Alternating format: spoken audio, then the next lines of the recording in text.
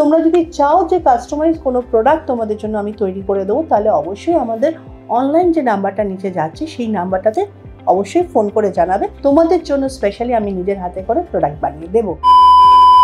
প্রচণ্ড গরম, এখনো বৈশাখ জ্যৈষ্ঠ মাস আসেনি, কিন্তু তার আগে এই চৈত্র মাসে কিন্তু টেম্পারেচার প্রায় 40-এর কাছাকাছি। আর এই গরমে কিন্তু প্রচণ্ড যেটা খারাপ হচ্ছে সেটা হচ্ছে শরীর অস্থির হচ্ছে, তার সঙ্গে স্কিন এবং হেয়ার। কি তোমাদেরও তো তাই হচ্ছে? আমার তো ভীষণ অসুবিধা হচ্ছে। রাস্তায় বেরোলেই প্রচণ্ড ঘাম, পলিউশন, সবসময় মুখ চিটচিট করছে, তেল তেল করছে, তারপরেই মুখে র্যাশ বেরোচ্ছে, কখনো কখনো ব্রণ বেরোচ্ছে, মাথা সবসময় তেল তেলে হয়ে রয়েছে, কখনো কখনো অজস্রভাবে চুল পড়ে যাচ্ছে। আমার মনে হয় এই সমস্যাটা আমার সঙ্গে সঙ্গে তোমাদের অনেকেরই হচ্ছে। যাদের যাদের হচ্ছে তারা ভালো করে শোনো যে কি করে এখান থেকে বাঁচবে। জলটা কিন্তু ভীষণ ইম্পর্টেন্ট।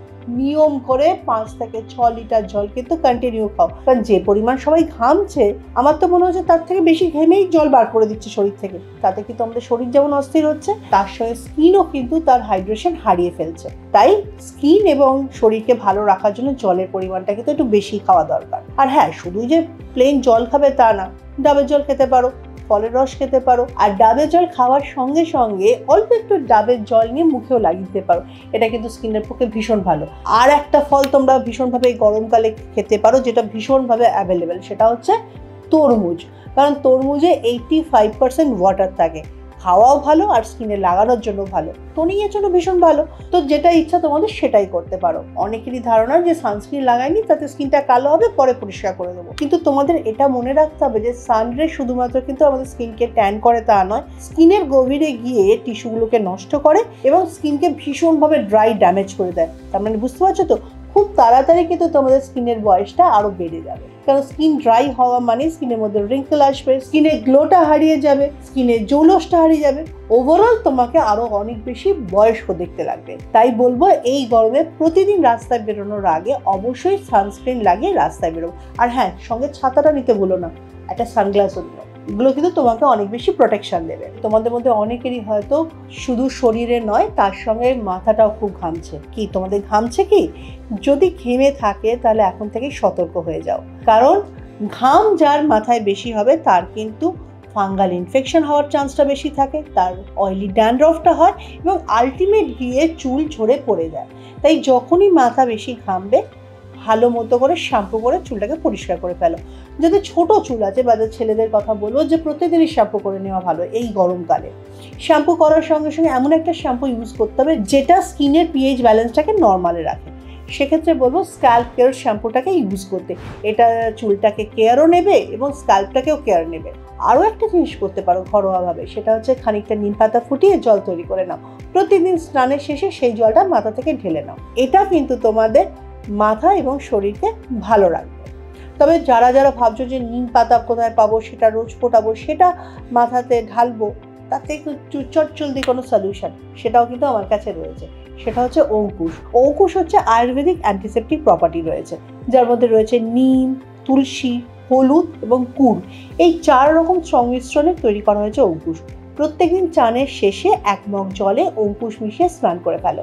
দেখো মাথাতেও তোমাদের চিটচিট করবে না, তেল তেলে করবে না, ফাঙ্গাল ইনফেকশন হবে না, ছোট ছোট ফুসকুড়ি হবে না, আবার স্ক্যাল্পটা বেশ পরিষ্কার সুন্দর থাকছে।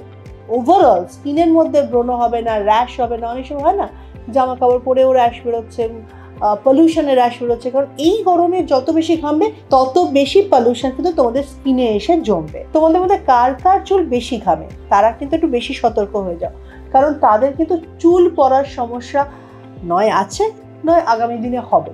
এবং তাদের ক্ষেত্রে দেখা যায় যে বেশি কিন্তু মানে একদম চুল উঠে গিয়ে মাথাটা কিন্তু একদম ফাঁকা হয়ে যায়।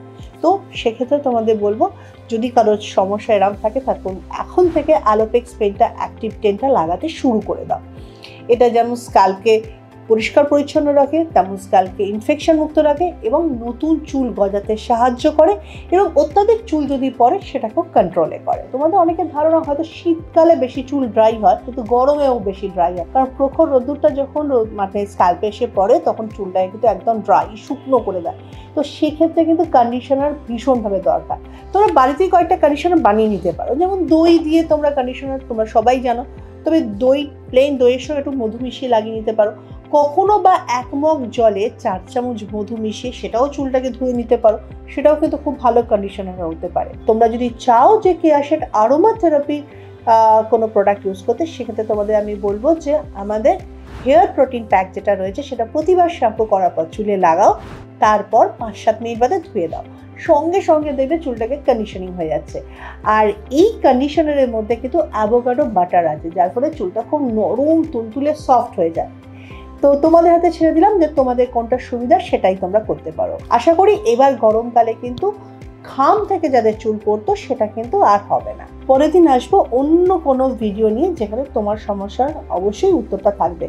তবে তোমরা যদি চাও যে কাস্টমাইজ কোনো প্রোডাক্ট তোমাদের জন্য আমি তৈরি করে দেবো, তাহলে অবশ্যই আমাদের অনলাইন যে নাম্বারটা নিচে যাচ্ছে সেই নাম্বারটাতে অবশ্যই ফোন করে জানাবে। তোমাদের জন্য স্পেশালি আমি নিজের হাতে করে প্রোডাক্ট বানিয়ে দেবো। আজকের ভিডিওটা কেমন লাগলো সেটা অবশ্যই কমেন্ট করে জানাবে, আর অন্য বন্ধুদেরকেও শেয়ার করবে। অবশ্যই বেল আইকনটাকে একবার ক্লিক করো আর এই চ্যানেলটাকে অবশ্যই সাবস্ক্রাইব করো।